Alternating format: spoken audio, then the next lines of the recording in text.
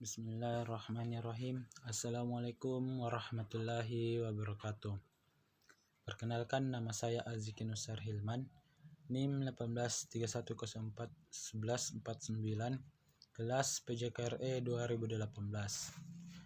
Baik, saya akan mempresentasikan hasil PPT saya yang materinya itu adalah biomekanik olahraga. Adapun pengertian biomekanik olahraga yaitu biomekanika olahraga adalah suatu studi yang berhubungan dengan gerak manusia yang dihasilkan oleh kekuatan internal maupun eksternal yang menentukan badan atau bagian-bagian dari badan itu bergerak pada saat kinerja dalam keterampilan gerak atau dalam kurung performance of motor skill atau kinerja dalam teknik-teknik olahraga. Selanjutnya di sini ada pengetahuan dan kemampuan menganalisa teknik-teknik olahraga yang aman, efisien dan efektif. Analisa biomekanika olahraga perlu penguasai kinerja tersebut. Jadi di sini terbagi 3, yaitu penjelasannya aman. Dalam latihan hendaknya tidak overtraining. Juga dalam latihan maupun pertandingan jangan sampai mengeluarkan tenaga melampaui kemampuannya, karena hal itu memungkinkan timbulnya cedera. Dan kedua, efisien. Perlu adanya pengaturan tenaga cedera otomatis, misalnya dalam pertandingan nomor jarak jauh. Dan yang ketiga, efektif. Efektif adalah berhubungan dengan waktu yang singkat berhasil dengan tepat. Contohnya, dalam lari 100 meter, agar dapat mencapai waktu singkat perlu penggunaan tenaga yang besar. Baik, di sini saya akan menjelaskan biomekanik bagi pendidikan jasmani dan olahraga. Yaitu biomekanika olahraga digunakan diantaranya untuk mendeteksi kesalahan-kesalahan dalam melakukan aktivitas jasmani dan khususnya kesalahan dalam melakukan teknik-teknik olahraga, serta mengusahakan bagaimana cara melakukan teknik tadi dengan benar. Selanjutnya, gerakan merupakan unsur utama di dalam olahraga. Oleh karena itu, setiap melakukan gerakan olahraga tersebut perlu diusahakan agar efektif, efisien dan aman. Dalam melakukan gerak lari, misalnya pertama-tama badan dibuat labil atau mengangguk stabilitas, yaitu badan dicocorkan ke depan, kemudian dengan kekuatan tolak kaki, maka titik berat badan akan terdorong lebih jauh ke depan sehingga badan menjadi makin labil untuk dapat mempertahankan keseimbangan dengan cepat melangkahkan kaki yang satunya lagi ke depan sehingga dapat bidang tumpul yang baru dan titik berat dengan dekat kembali ke bidang tumpunya.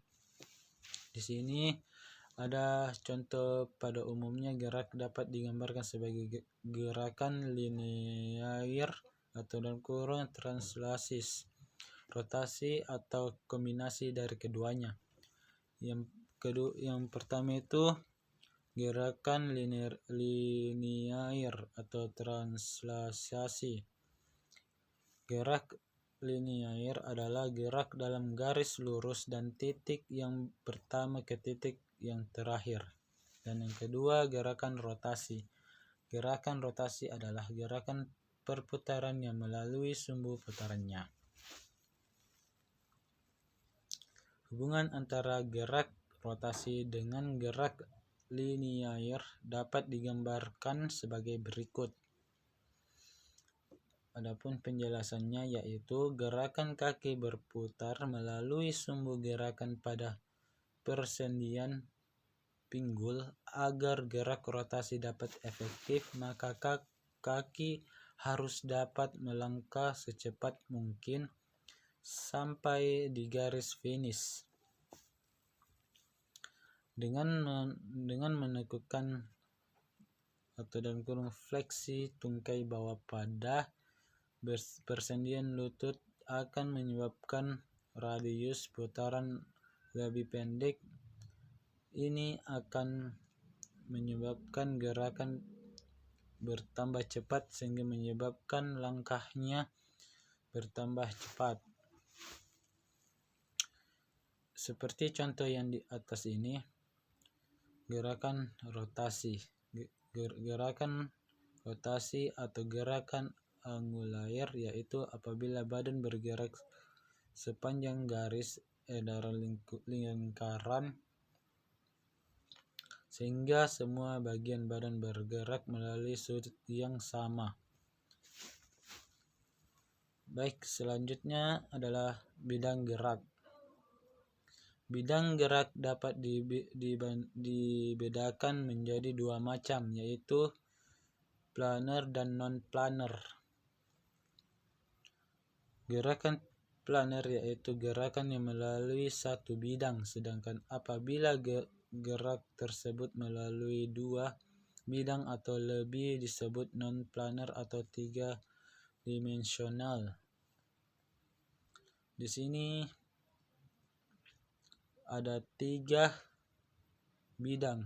Yang pertama itu bidang sagital atau antero-posterior, yaitu bidang vertikal yang melalui titik berat badan dari depan ke belakang sehingga membagi dengan menjadi bagian kiri dan kanan. Dan kedua, bidang frontal atau lateral, yaitu vertikal melalui titik berat badan dari samping ke samping sehingga membagi badan menjadi bagian muka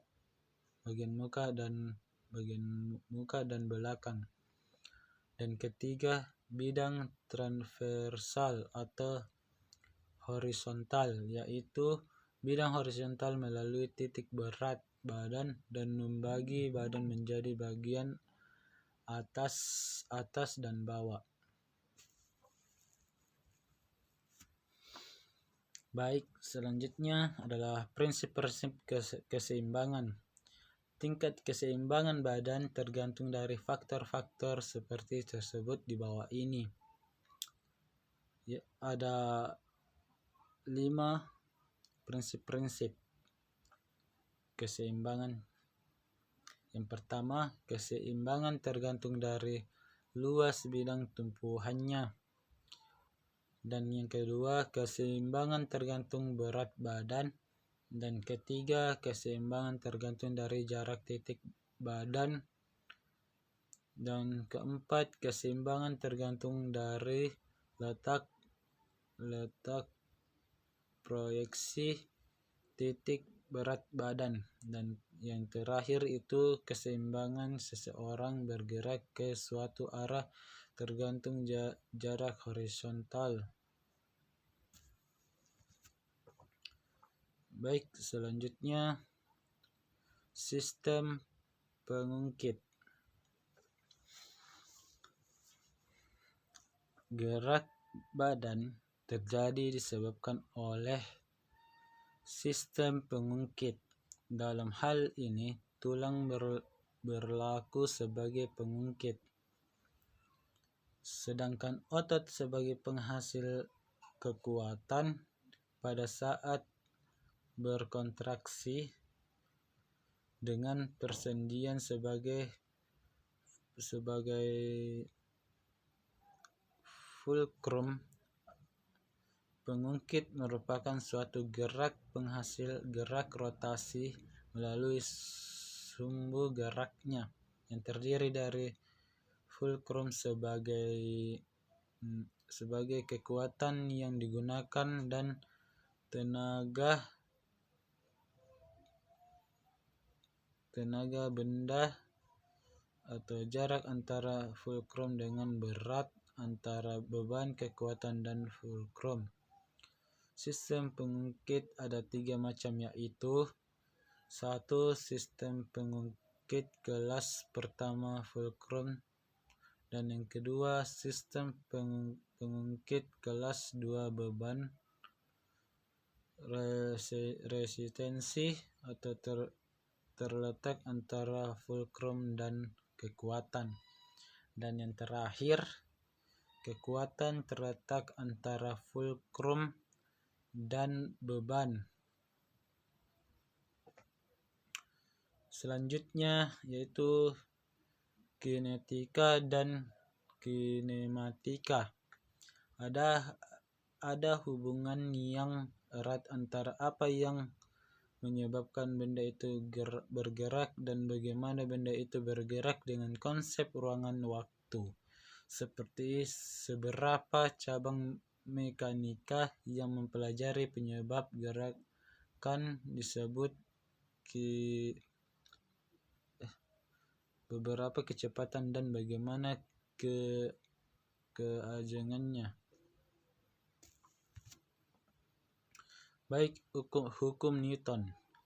Hukum Newton terdiri dari 3, yaitu hukum Newton pertama, dengan arah dan kecepatan tetap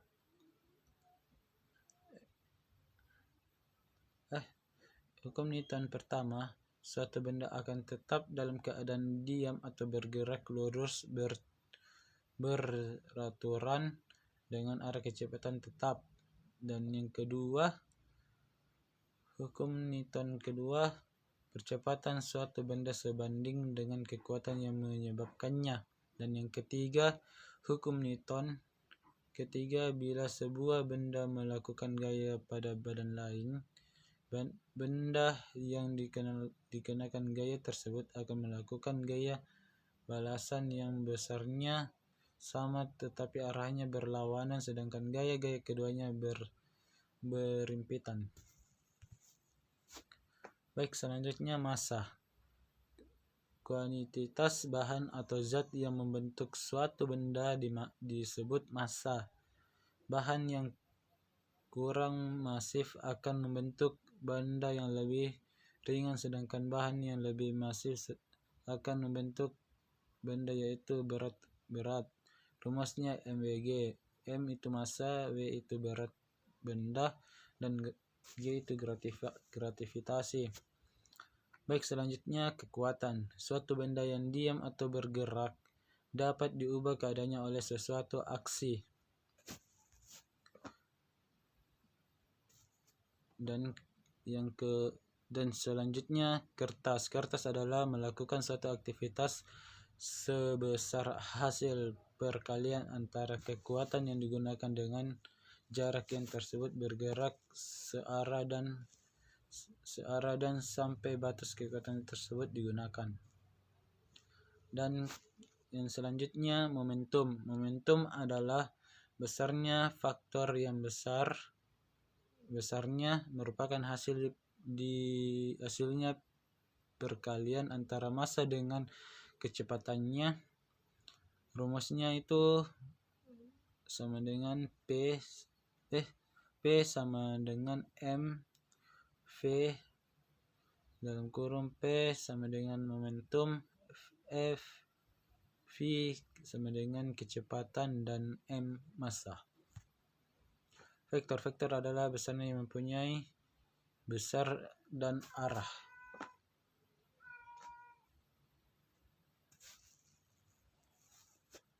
Seperti ini gambar vektor yang ada di layar. Selanjutnya, setiap vektor dapat diuraikan menjadi komponen vektor menurut arah sumbu koordinatnya. Selanjutnya, ternyata makin kecil arah sudut vektor dan horizontal, komponen horizontalnya makin besar dan komponen vertikalnya makin kecil. Selanjutnya aplikasi ada sebagai berikut. Yang pertama itu untuk lari sprint, yang kedua itu untuk renang. Selanjutnya aplikasi biomekanika olahraga. Selanjutnya olahraga. Yang pertama itu aplikasi dengan renang. Pada renang medium yang dilalui adalah cairan medium. Cairan ini lebih pekat dibandingkan dengan medium udara atau dalam kurung misalnya pada lari, sehingga karena kepekatan tersebut untuk memberikan tahanan atau dalam kurung resistensi yang lebih besar pada setiap benda yang bergerak di dalamnya.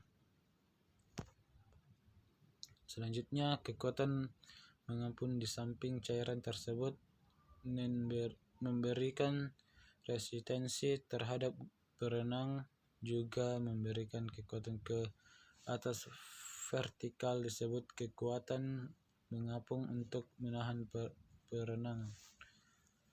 Agar waktu tempuh singkat perlu diusahakan menggunakan teknik yang paling efisien. Contohnya untuk start perlu adanya reaksi yang tepat dan cepat. Dan kedua, untuk pukulan agar rata-rata jarak horizontal yang dihasilkan panjang disertai frekuensi pukulan yang optimal. Yang terakhir, pembalikan agar diusahakan putaran badan yang cepat dan tolakan yang kuat. Baik, terima kasih atas waktunya. Kurang dan lebihnya mohon dimaafkan. Apabila ada kesalahan mohon dimaafkan juga. Sekian, wassalamualaikum warahmatullahi wabarakatuh.